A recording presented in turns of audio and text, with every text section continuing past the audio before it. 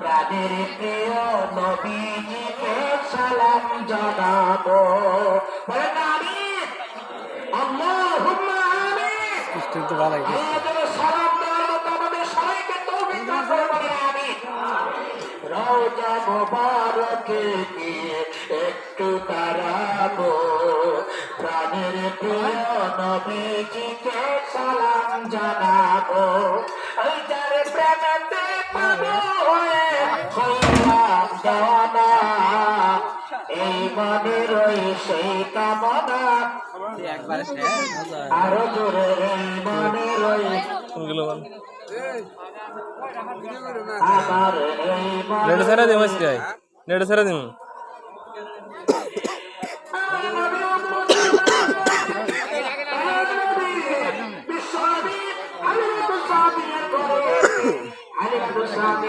হালিমার স্বামী দুইজনে কথা বলে, এই ছেলেটার এখানে রাখা যাবে না, এই ছেলে রাখা যাবে না। আরেকটা ঘটনা, হালিমাতুস সাদি ওই সময় গণকের একটা প্রচলন ছিল, গণককে মানুষ দেখাইতো কি গান ঠিক কিনা। এখনো গণকের প্রতি অনেকের বিশ্বাস আছে না, গণকের কাছে নিয়ে যায়। আবার নবীকে নিয়ে গণকের কাছে গেলেন, সমস্ত সন্তানগুলো দেখা একটা শেষ বলে নবীকে পৌঁছে দাঁড়িয়ে গেছে। আল্লাহু আকবার, আল্লাহু আকবার। সালাহি দে জায়গা সালো হইলো বিজা আমার নবীজি মেরাজের রাত্রিতে তারপরে যখন দরজা বসিয়ে দিলেন, এটাই কাম করে খুলে দিলেন সালা বিজা আর ওরা কেউ বাবু বলবে না। সুবহানাল্লাহ। ভাই কোটা নাম আছে আদি পিতা হবে 10 কেজি আছে 5টা সকলে ভেঙে করবো। যখন পরিচয় হয়ে গেল, পরিচয় হওয়ার সঙ্গে সঙ্গে এবার আদম আলাইহিস সালাম দাঁড়ায় সালাত দিছে। আমাদের সুবহানাল্লাহ বলে কষ্ট হয় নাকি? আর বলে সুবহানাল্লাহ,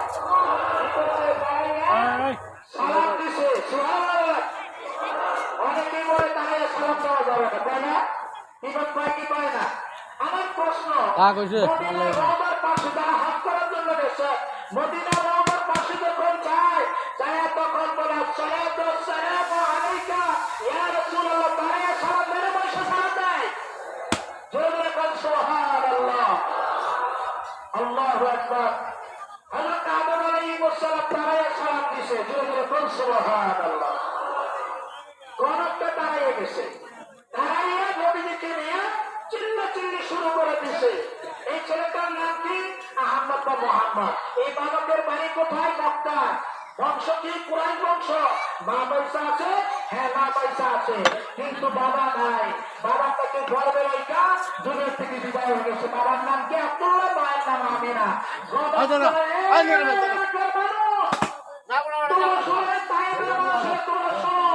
এই বাচ্চাটাকে তোমরা মারো, এই বাচ্চাটাকে মারো, এই বাচ্চার সাথে আমাকে মারো, কারণ এই বাচ্চাটাই তোমাদের ধর্মকে মিঠাইয়া দেবে।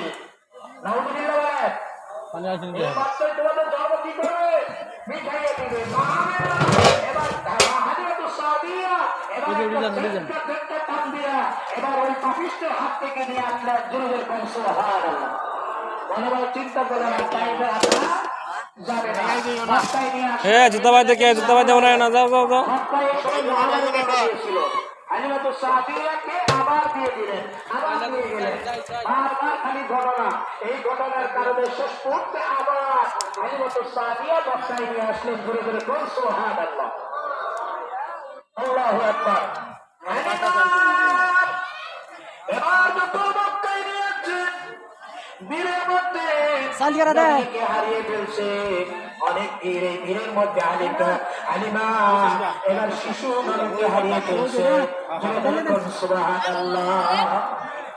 আলিমাকে কি হারিয়ে ফেলছে? অনেক খোঁজাখুঁজি করার পরে কোথাও নাই, কোথাও নাই।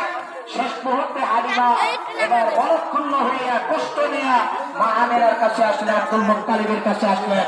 কিছুক্ষণ পর ওয়ারাকা বিন নওফল টিয়ার উপর উনি পাইছেন, জেলার উপরে পাইছেন, ওইখান থেকে বিশ্ব নবীকে নিয়ে আব্দুল মুত্তালিবের কাছে পাঠিয়ে দিয়েছে। ধরে ধরে সুবহানাল্লাহ।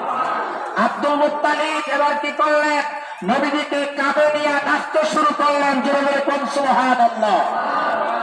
এবার বাবারা বিশ্বনবী সাইয়্যিদুল মুরসালিন রাহমাতুল্লাহ আলাইহি মুরুর দুলাল মাহমিনার কলিজার টুকরা, সমস্ত উম্মতের কলিজার টুকরা, নয়নের মণি বিশ্বনবী মুহাম্মদ রাসূলুল্লাহ সাল্লাল্লাহু আলাইহি সাল্লাম মক্কার জমিনে ঘোরাফেরা করে ছোট্ট ছোট্ট বাচ্চারা ওই মাঠে খেলাধুলায় অংশগ্রহণ করে।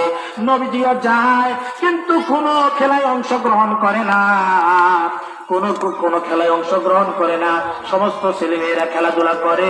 নবীজি মাঠের কিনারায় বসে বসে কি যেন চিন্তা করে, কি যেন ভাবে। একদিন নবীজি মাঠে গেছে, সমস্ত ছেলেমেয়েরা সন্ধ্যা হয়ে গেছে।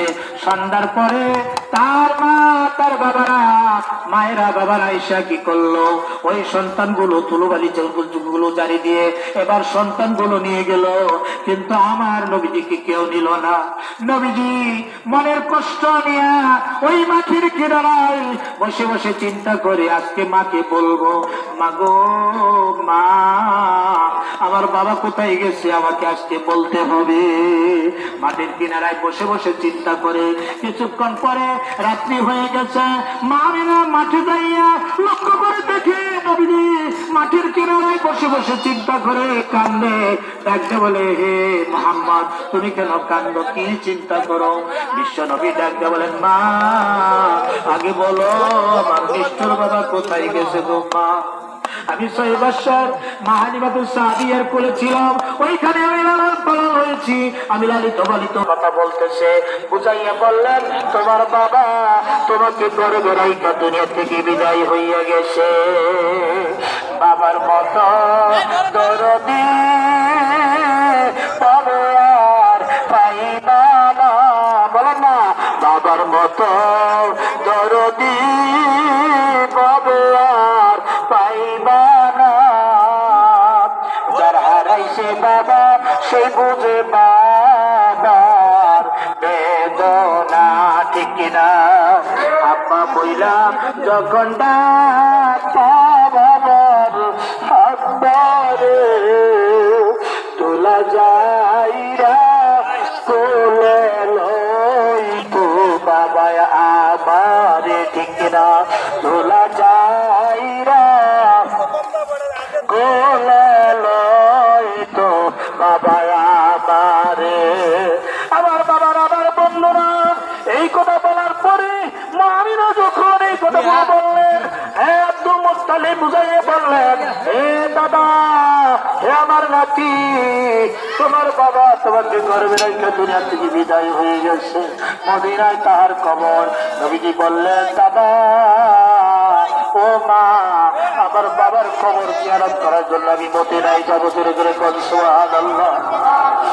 নবীজিকে নিয়ে এবার কি করলেন, কাফেলা তৈরি হয়ে গেল। নবীজিকে নিয়ে এবার কি করলেন, মদিনায় গেলেন। উম্মে আইমান নবীজির, আল্লাহু আকবার, উনি হলো কাশী। উম্মে আইমান বিশ্ব নবীর মা আর বিশ্ব নবী এবার মদিনায় গেলেন। মদিনায় যাওয়ার পর উম্মে আইমান উনি বয়ান করেন, আমি বাচ্চাটাকে নিয়ে, শিশু নবীকে নিয়ে যখন বাইরে যাইতাম, বেড়াইতে যাইতাম, একটা মানুষ দেখলে থমকে দাঁড়িয়ে যাইত। জোরে জোরে কল সুবহানাল্লাহ। খ্রিস্টানের ইহুদিরা দেখায় থমকে দাঁড়িয়ে যাইতো, কি জন্য ইতস্তত করতো। কেউ বা বলেই চলতো, বাচ্চাটার বাড়ি কোথায়? সুবহানাল্লাহ। সবাই চিনছে নবীকে, কিন্তু আমরা তো নবীকে চিনি না, কি গণ, ঠিক কিনা? আল্লাহু আকবার। গাছে চিনছে, মাছে চিনছে, বনের হরিণী চিনছে। সুবহানাল্লাহ, সুবহানাল্লাহ। আমার বন্ধুরা, বিশ্বনবী মুহাম্মদ রাসূলুল্লাহ সাল্লাল্লাহু আলাইহি সাল্লাম কথায় কথায় এসে যায়। একদিন রাস্তা দিয়ে যাওয়ার সময় লক্ষ্য করে, একটা রাস্তা দিয়ে যাওয়ার সময় কে যেন সালাম দেয়। নবীজি খুঁজে দেখে কোনো মানুষ নাই, কিন্তু হঠাৎ করে আবার লক্ষ্য করে দেখলেন গাছের ডালের মধ্যে, গাছের ডালের সাথে একটা হরিণী বাঁধা। কি বাঁধা? হরিণী বাঁধা। হরিণী সালাম দেয় নবীজিকে, নবীকে চিনছে। সুবহানাল্লাহ বলে। মনের পশু নবীকে চিনছে সুবহানাল্লাহ বলেন। এবার হরিণী তার বাসা